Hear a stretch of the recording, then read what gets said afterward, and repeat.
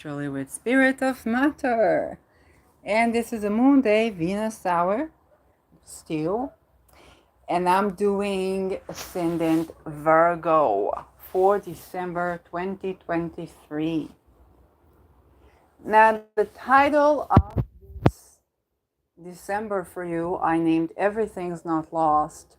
Um, well, kind of like because you're gonna have Neptune going direct in your seventh house and Jupiter going direct in your ninth house, while Mercury going retrograde in your fifth house, okay, with its ruler Saturn in your seventh, okay. So it's the last month of 2023, and it is pinpointing your first and seventh axis again by this conjoining of Saturn still being in your seventh house, the planet of long-term implications of action and non-action, is crossing through your relational stuff, okay? And Neptune is turning direct at the end of your seventh house. So it's kind of like the beginning and the end pinpointed there. And there can be new commitments, there can be sobering up from certain, what people call it, codependent patterns or discernment patterns that you need to have from over idealism or seeking an ideal in a partner. I recently saw a video, I'm the opposite ascendant Pisces, recently saw a video that was talking about why relationships fail, the ideal other, okay? So you might be having a relationship check, absolutely, and that's ongoing. Saturn will be for the next 2.5 years at least. Neptune has a way to go in your seventh, but Neptune going direct means that you are wrapping up dealing with the way that you have been blending in your seventh. You're wrapping up the Piscean melting of the boundaries between you and that which is the other, okay? Which is funny because I'm Pisces ascendant and I'm having strong energy blend with some Virgoian placements currently as I'm speaking, which is funny. For those who read energy, they're probably having a big satire moment, but this is Pisces. And so Neptune going direct in your seventh will allow you to proceed perhaps more smoothly, and perhaps like you've dealt with that segment of the pattern. For example, if there was energy blend, so it's like, oh, I've dealt with like, hey, that is where I'm not letting energy, I'm not letting this, that is a conversation I'm not having, it's a telepathic conversation I'm not having with this significant other anymore, but there are still places where they are permeable, and you kind of need to like, what gates do I open, what gates do I close, and how these open doors blend into kind of various energy transferences and interactions and patterns that are missing, that are hidden, that are difficult to pinpoint, that are the you and the not you, and it's also tremendous closeness, okay? It's kind of like flowing with the ocean, that perhaps when Neptune is going direct is going to be a bit more possible without having to worry about certain segments, relational patterns. So it can be your business, it can be your romantic relationships, there can be some radical acceptance around this, there can be some surrender. And even surrender is a response. Like, I'm surrendering this right now. I'm surrendering this, trying to discern. You know, being ascendant Virgo, depending on where your Mercury is, I'm surrendering, trying to discern the colors, the shapes, the energies, the frequencies in this segment of my life right now. I'm surrendering that. Or alternatively, um, I'm doing the opposite. Okay, I am putting in that discernment. I'm returning to me there. So Neptune can also come up as, spying, leaking of information, if it's kind of like a business thing, and there is even telepathy going on, and it's kind of like, oh, you think that, I think that, oh, I was going to talk about it in my podcast, why are you talking about that? I was like, but you came to me here in the, okay? But it can also be like more, less benevolent type of Neptune activities. I talked about addictions, could be some drug stuff. Um, you can make a decision. Okay, I'm not dating people who smoke all day, who drink all day. And then you meet a person who's not doing any of that, but they're addicted to swimming all day. This is Pisces. It's like they're so like, oh, I'm meeting this new person. Kind of Neptune comes in, and then Mars is going to be squaring it, and it's going to be kind of funny. You just have to surrender the way things are going with your process. This is general Neptune, endless, evergreen. Now, the ruler Jupiter. Okay, before we're going to talk about like your Capricorn, the ruler Jupiter is in your ninth house. So ninth house is your teachings, is you as a student, is your religion or the lack of, your worldview, and this is also international travel, academia, higher studies, and so on and so forth. Jupiter is going direct in your ninth house.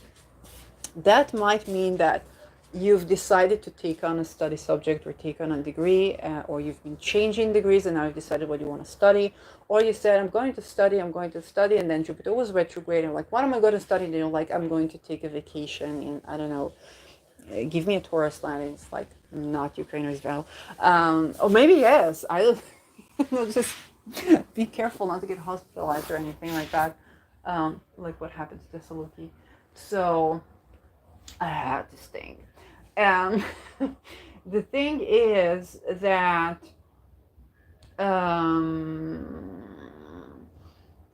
there's just something, it can be sudden with the co-presence of Uranus, like I suddenly take on this new degree.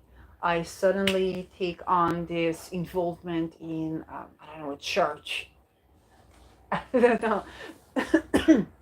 And because the ruler of your seventh is involved, then there are going to be reconsiderations. If there is a problem where what you believe or where you travel or where you study and what you study is involved with codependent partners, kind of like, oh, my partner is Uranus. My partner is an astrologer. I'm going to study astrology and I'm going to teach astrology. And it's kind of like, yes, but Uranus is going to move from Taurus someday. Where's your natal Uranus? It's like, for me, I have Uranus in the 10th house. The only constant in my life is change, especially in career and astrology. But you really need to consider that, because it's kind of like, oh, my partner is a Muslim. I'm going to become Muslim. It can be something as, and because Pisces is your 7th house, then this is going to be deep for you. You really are merging in this way, whether it's your religion. It's not just the Pisces that does that, it's also the Virgo by the merit of the 7th house. It's kind of like, you're Virgo, I'm this, I'm the boss, I'm the manager of things. Like, why have you started taking on Kabbalah classes? Oh, well, yeah, I mean, I'm dating someone. You get it. So you could be having one of these episodes, but if there is something unhealthy about this, then it's going to become increasingly big, because this is what Jupiter does. It's going to become increasingly big, that your partner has been, whether by their fault or not, usually not, because it's your seventh. Yes, unless they have like a unless you have like a Venus in the first house and opposing this Neptune transiting, and it's coming from your partner, it's kind of like, it's me that tend to blend in this way, and that creates a bigger and bigger problem when it comes to, let's say, um, defending my thesis, that I only believe what I believe because I've blended with my partner so much. Now I have to defend my thesis. People ask me questions. It's kind of like, what do I do? Okay, Jupiter is going to make a big balloon of the problem, if it is a problem, so that you will tend to that, and the bubble pops. Okay, so that can affect what you do in terms of your worldview, your teaching, or what you study. So, other cases, it can simply mean, oh, I met this new person, now I've tended to this segment of my long lessons of one-to-one partnership or business, and we are hopefully not having drug cartel that is international together, because this could be with this position. But no, I'm thinking healthy stuff, not healthy stuff. Um, it could be kind of like, we're travel influencers together. I found something. Okay, we're travel influencers together, and that can be a situation. But because it's Taurus, it's kind of like, we're traveling to Ukraine together. Maybe that's a bit dangerous. So yeah, be cautious. And when Jupiter will conjunct Uranus on the 22nd degree, so you really want to make sure you work with Medusa Gorgon, get acquainted. I can't recommend you to work because maybe it's not good for you, but get acquainted with Medusa Gorgon. Better per se, Algol is the same kind of conglomerate of magic, petitioning and so on. Towards this, it's later, not in December, but something to remember. Get acquainted with Al-Qaeda, okay, protection from assassination and so on, physical harm and stuff like that, for the Jupiter-Uranus on the 22nd degree of Taurus. But for now, it's mainly what is being expanded. Is the expansion in my relationship healthy for me, or is it like, me and they don't know what's energy, which what I was having an astral affair with my psychologist, and got bigger and bigger, and I was like thinking about expansion and things. I don't know. I think Jupiter was invisible in Scorpio in the night when I think about that. So you could be having one of those episodes. It's not your psychologist, but oh my God, it can be your psychiatrist or something. So yeah. So this is like in the worst cases. Like, I met this new partner, and we're having a drug cartel in all around the world. It's like, are you sure this is the right thing for you? Well, I was looking for an adventure, and now I have free supply of drugs. Are you sure it is the right thing for you? But on the other hand, it can be, I met this person, they're an astrologer, I got into astrology, and I'm learning that, and I'm taking higher, courses, and now we're traveling to conferences, and that's cute, just, use, and now I know that I can use a goal for the 22nd degree, or a kite for the 22nd degree, and I'm like, oh, that's cool. Lovely, okay? Can go both ways. We talked about Neptune, we talked about Jupiter. In between them, there is Chiron. And Chiron is in your 8th house. So, Chiron going direct in your 8th house. First of all, a little bit of an evergreen or timeless teaching. Aries is the house of the IMS. So wherever Aries is in your house, in your chart, this is where there is an I am attached to this house. For the eighth house, this is also a house of trauma, things you swipe under the rug. And so this can be very funny because if it is trauma, you can say, I am like I said, a Me Too veteran. It happened when there was Eris and Uranus conjunct in my second house. It's so like, I'm a Me Too veteran. Okay. But for you, it can be by the merit of the eighth house. Like there's this trauma in it. I am a CPTSD. That tells me nothing about you, darling. Who are you? Let's put CPTSD aside because we hope for you to be able to have good life and full life, regardless of your having a trauma, and not ignoring that. But let's put my trauma aside for a second. Who am I? So Chiron retrograde has been you asking yourself that. Or I am an accountant. Okay, if this is, let's say you have Mars in your 10th house. So I'm an accountant. I'm an occultist, which can be, it's like, okay, and what do you mean and? Especially if you're dating someone. It's like, tell me about yourself. I'm an accountant. And I'm an occultist. Cool.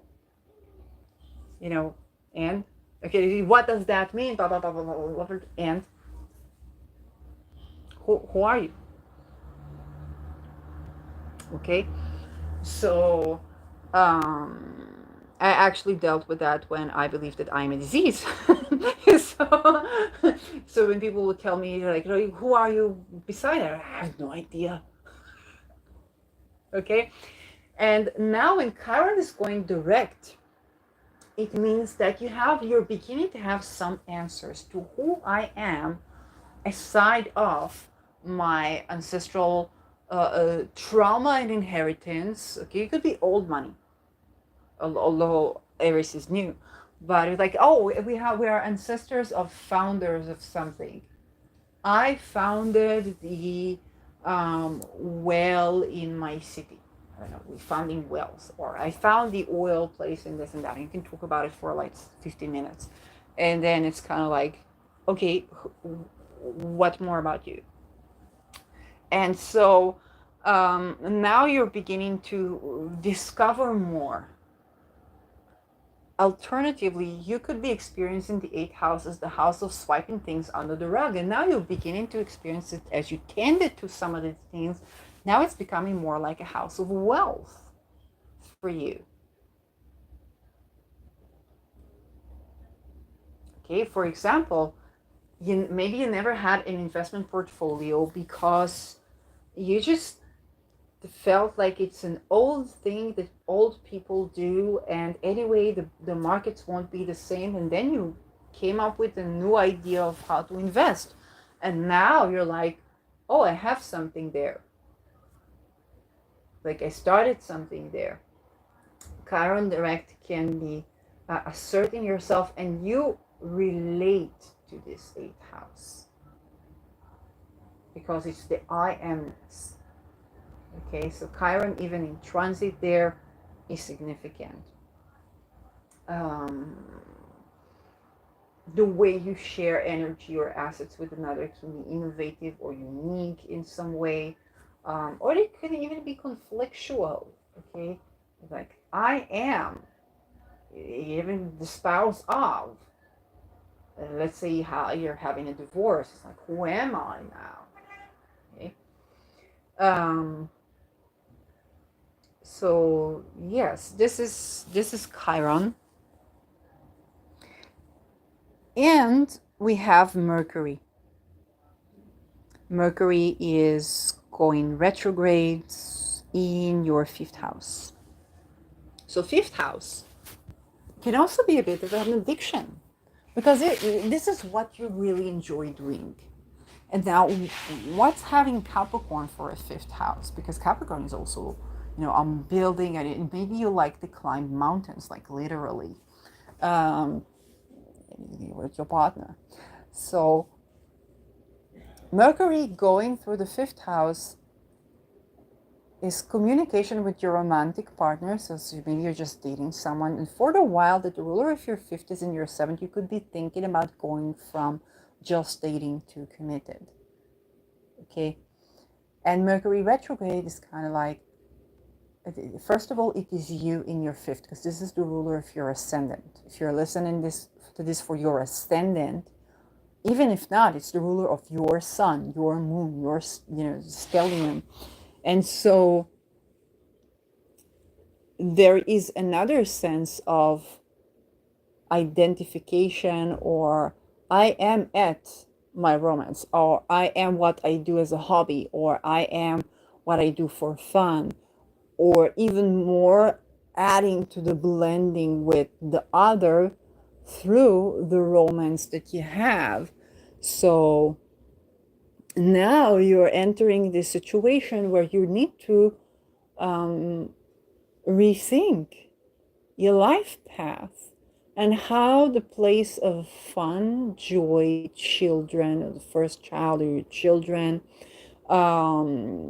romance, and even gambling or some vices. Okay, so the vices due to indulgence, as weird as it sounds with Saturn, indulging in climbing to the top of the ladder. I don't know, but or enjoying deep indulging in meditations or spiritual quest can also be indulgence, or taking it to a vice.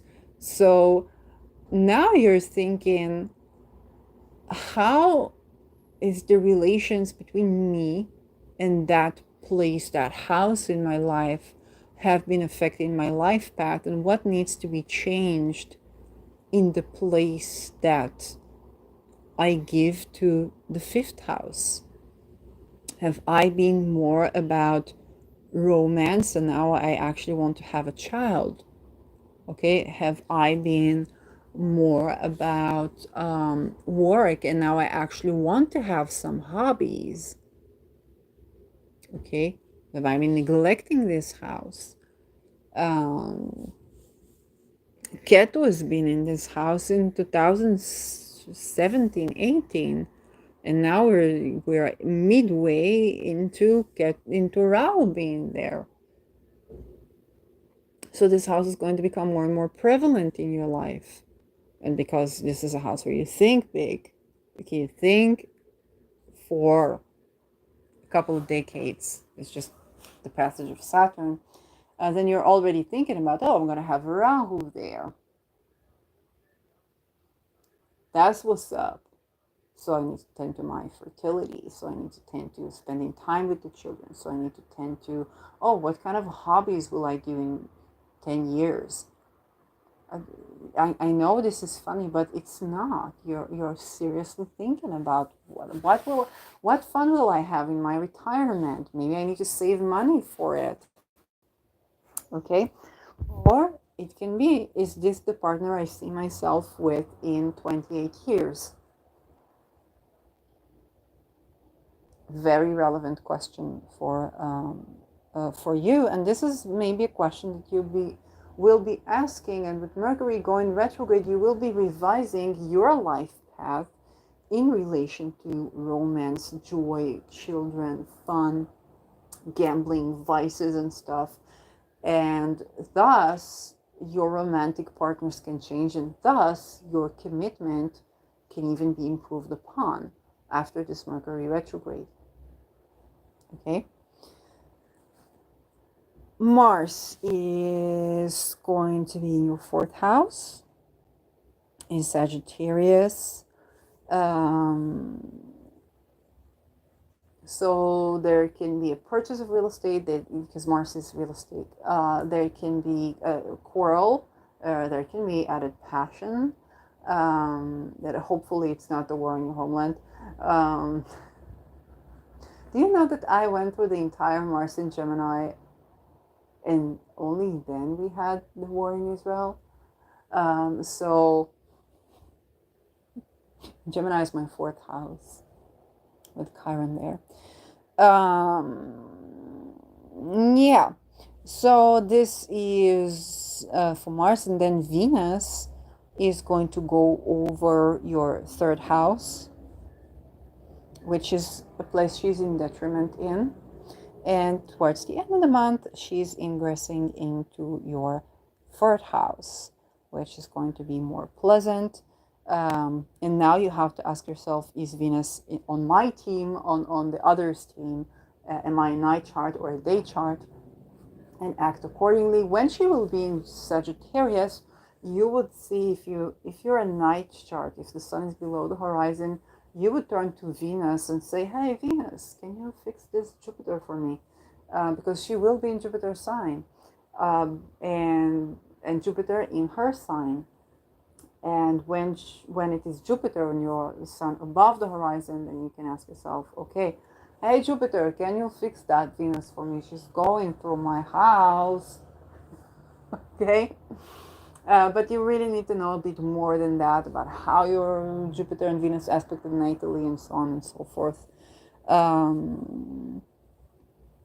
For Mars in your fourth house, you see Al-Qaeda there. For Mars in your fourth house, you really need to, think about this conflict. And Mars is ruling Aries, and there is Aries in Aries and Ra in Aries, but they are both in Andromeda constellation. You can call on Andromeda and kind of ask her to reconcile and to have good relations with your family, with your parents, with your home environment, with your ancestors, and to reconcile things. And that can actually be an initiative of reconciling something. And because Mars is ruling your 8th house, then Andromeda can be a good choice for a petition. May or may not, you're going to have to do your trial and error and learn more about it. So now we have the lunations. So we have a new moon in your 4th house, some brand new beginning in your 4th house that can be exciting, that can be you can have it is December, although we're not getting to the Christmas yet. You could have a social gathering in your house, or hosting something like this around the new moon, and enjoying kind of like the collegial vibes and the light-hearted vibes, or there's some family gathering, but it's more like involving the 11th. So that one can be. And speaking about Cancer, then you could be having kind of a release of whether it's tension or stuff that's been building up, or just gunk from your 11th house. Okay, because and again, it's not that Cancer has been going through much ever since Mars was in Cancer, which, unless you have something in the last phase of Cancer where it's being bombarded by an opposition to Pluto, which will take some time, then Cancer house is kind of like, it's chill. It's got Procyon, it's got Sirius, it's got moon ruling the place. So having a full moon there is not supposed to be of trouble to you.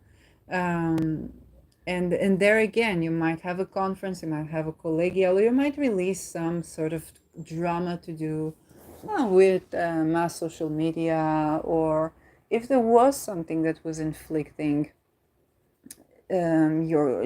like drama with colleagues, then you might be releasing that, and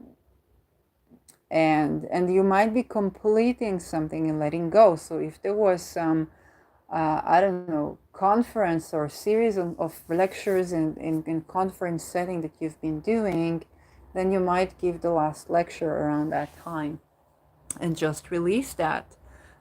So this is over uh, around, or begin to release that around the full moon. So yeah, that's it. You know, endless teaching is sun is ruling your 12th. So whatever the sun is doing, sun is going to be going over your fifth house. She is, and a little bit of the sixth, she is bringing in, yeah, am I correct to this? Oh, she's going to Sagittarius and then Capricorn, December, December. So wherever the sun is, she's bringing in issues of the 12th. And it can be, you know, you could be spending time in the bedroom in your house because, you know, sun ruling the 12th in the 4th. Or alternatively, um, there's some discussion about your mental health, or you're sorting something in the house and it's improving upon your mental health, or the other way around. But wherever the sun is, she is bringing something from your 12th to that house, whatever she is transiting. Also, wherever she is, you know, if you're sun Virgo, then you basically sun is ruling your 12th house. If sun and ascendant Virgo, then sun is ruling your 12th house. And at any way, Leo is 12th from your sun if you're sun Virgo. But that means that what the sun is doing, if you're an ascendant Virgo, is that she can bring a bit of loss, fatedness, and a spiritual experience that is uneasy or requires of you letting go, um, and just dealing with it, or grieving in regarding to the house that she's in. Okay, so that can be a kind of annoying around your fourth house sun this month and later in the fifth. So if you've been, but the good news, if you've been dating the wrong partner, it can be that you know, you have a session in the bedroom, you say like, oh, we're not compatible, and you let them go. And now it's like it's lost. Oh, I really like this person. They seem like a good, you know, partner material, but we just don't click when it comes to the bedroom. It can be something as simple as that, and now you're like grieving your losses. But that's a 12th house experience. So, or you've have been having a secret affair, and now it's like, no, they're not leaving their partner for anyone, or they're leaving their partner, and it's like, oh my gosh, now I have to deal with all of that. No, I don't want it. Okay,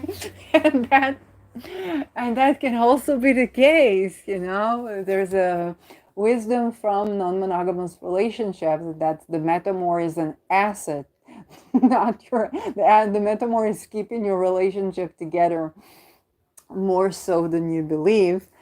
So if you give up the, you know, the marital connection, now the metamour has to go through all the things that, you know, that the wifey or a hubby go through, and now it's kind of like, oh, this disillusionment.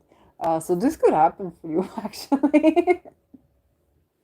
But hopefully that's not the case. Okay, so yes, this is for you, Virgo, and I'll make a little bit of a stop with all this recording because I'm tired.